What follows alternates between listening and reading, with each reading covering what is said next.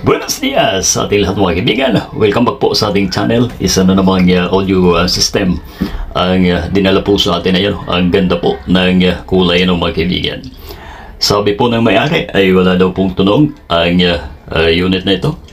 Plug-in po natin. Eto at may power naman po ng mga kaibigan. Kaso nga lang po ay talagang kahit humming, ugong ay wala po tayong marinig ng mga kaibigan. Yan po ang gagawin natin sa mga meron po nito sa inyong bahay ay makakapulot po tayo dito ng idea ng mga kaibigan. Unang advice po ng inyong lingkod sa mga merong ampli, wag po natin lagyan ng dagdag o kaya naman ay mas mataas na wattage ng speaker mga kaibigan, dahil dyan magkakaproblema po ang ating mga ampli mga kaibigan. Kung ano yung naka-specs, yun lamang po yun Kung nais po natin mag-upgrade, ay syempre, bibili po tayo ng panibago kaysa masira ang magaganda po nating ampli mga kaibigan. Ayan wala po talaga. Naka-bluetooth na po tayo. Dapat po ay may tutunog na po dyan mga kaibigan. Alright, so buksan na po natin ang ating unit. Pero bago yan, sa mga hindi pa po naka-follow, naka-subscribe sa ating Facebook. Dito po sa Facebook, ang ating account ay Baljacob also known as Kabalita TV mga kaibigan. At sa ating YouTube naman, Rocky Electronics mga kaibigan. Alright. At may isa pa tayo sa ating YouTube, ang Kabalita 1. Ayun. Ito isang Megamax ang ino-open po natin mga kaibigan upang makita natin ang problema ng unit na ito. Ayan, simple lamang yung loob niyan mga kaibigan. Maliit na ampli na gumagamit ng 4 na audio IC mga kaibigan. Pagka ayan ay dinagdagan po natin, sigurado na mag-iinit po yan at magiging rason upang ito ay masira Oo, grabe naman ang ginawa dito.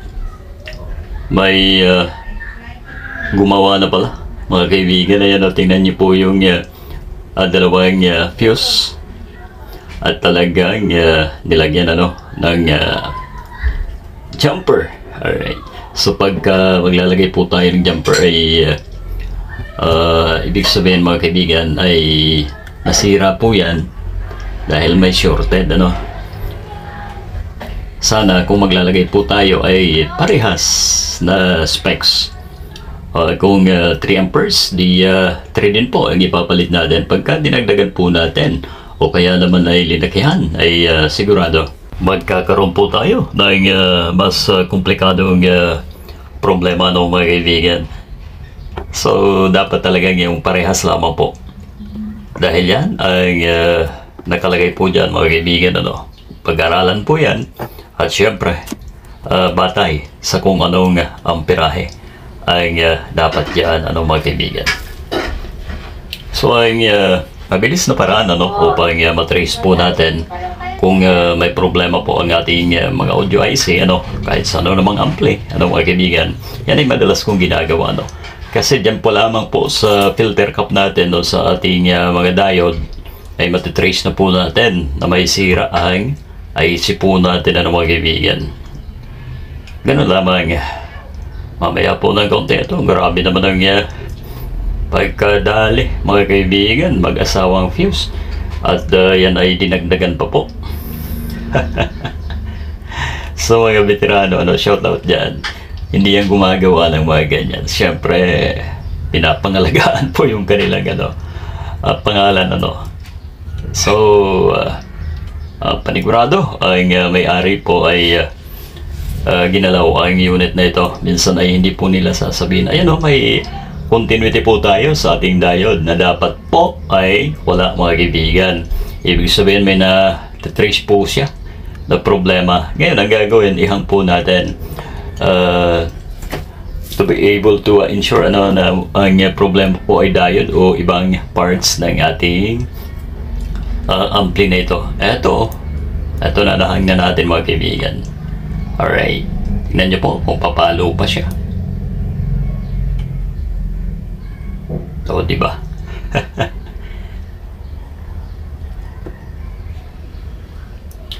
So, pag dito, sa part na to, panigurado may sira to. At pagka ganyan ay nilalahat ko na po yan mga kaibigan. Ano? Papalitan na po natin lahat ang IC na yan upang mas maging maganda ang resulta ng mga kaibigan. Kaysa magpapalit pa po tayo ng isa o dalawa. Lahatin na po natin. And then yung buo dito, pwede naman natin itago mga kaibigan, ano, upang sa sunod, pagka iisa lang ang problema at hindi gaanong ganito ang sitwasyon na komplikado, pwede natin ipalit doon. Pero dito, ayoko. Dapat ay palitan po natin lahat yan mga kaibigan, ano. So yan, baklasin po natin lahat ng audio IC mga kaibigan. 4 po yan. At yan po ay panigurado na may tama ng mga kaibigan ang 4 na IC na to. Eto, baka magtanong yung iba, no? Wala pong ano yan, insulator, ano mga kaibigan. Walang mica. Kasi yung ground ay ayan, nakabukod naman po yan. At ang design, ano, sa ground yung metal na part ng IC na ito mga kaibigan. So pwede. Eto. Ngayon, subukan natin continuity. Alright. Sugod na, diba? Na ang ibig sabihin po ay talagang may mga sira ang IC na yon. Ngayon ay kukuha po tayo ng bago. Eto. Swerte at dapat na lamang din po ang natitira ng mga kaibigan na ipapalit po natin dito. At sana ay wala ng ibang problema upang matapos natin agad ang ginagawa natin ito. At doon po sa mga magtatanong, ano mga kaibigan, kung paano mag-sukat o mag-test ng ganitong IC. Trace nyo lamang po mga kaibigan yung ground saka yung input, ano, diyan naman po yan na makukuha kung may shorted ang IC natin. Paumanhin na, hindi na po natin magpapakita yun.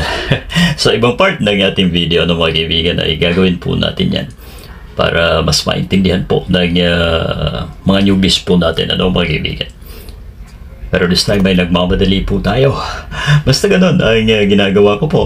Kahit dyan po sa filter, ano, sa diode o sa iba pang part ng ating ampli, mga kaibigan, ay matitrace nyo po na may ibang problema, ano. Once naihang nyo po ang pyesa na inyong tinetest, ay mawawala po ang shorted. Ibig sabihin, may ibang pinuntahan at wala naman ibang pinuntahan ang mga ganitong ampli. Ang salpak po niyan ay dyan sa ating mga audio IC o sa mga transistors, ano mga kaibigan. Okay, so pagkatapos po na hinangan, ano, hinlinisin po natin upang malis yung mga residue, no, mga dumikit at baka magka-problema pa. Ito na. Alright, lagyan po muna natin ng eksaktong fuse, no, mga kaibigan. Medyo malaki ang ipapalit natin, pero yung amperahe ay 3.15 amperes yan mga kaibigan.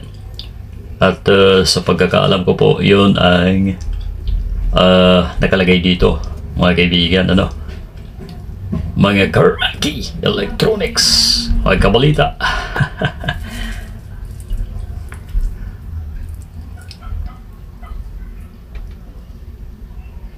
Ayan na. Diba? Malinis tingnan. Ibig sabihin ko ang inyong lingkod ay presentable, ano, kahit sinong magbukas ay masasabi na kahit binuksan na ay maganda pa rin ang loob ng anumang unit na ginagawa po natin mga kaibigan. Ganun lang kasimple. Kaya diyan sa mga mag-start pa lang, gawin nyo pong maganda, no. O, ito na. Alright. Once again, ito yung fuse na dalawa. Pag-asawa. And then nagkaroon po sila ng parehas na kabit.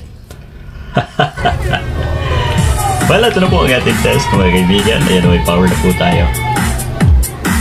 Oh! Yun! O, diba? Ang ganda ng tunog pa naman na yung Megamax na ito mga kaibigan. Grabe.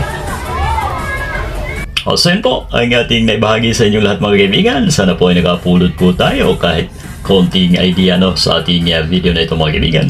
At kung naibigan po ninyo ang ating video, paki-like naman po At syempre, maraming salamat po sa lahat ng sumusuporta.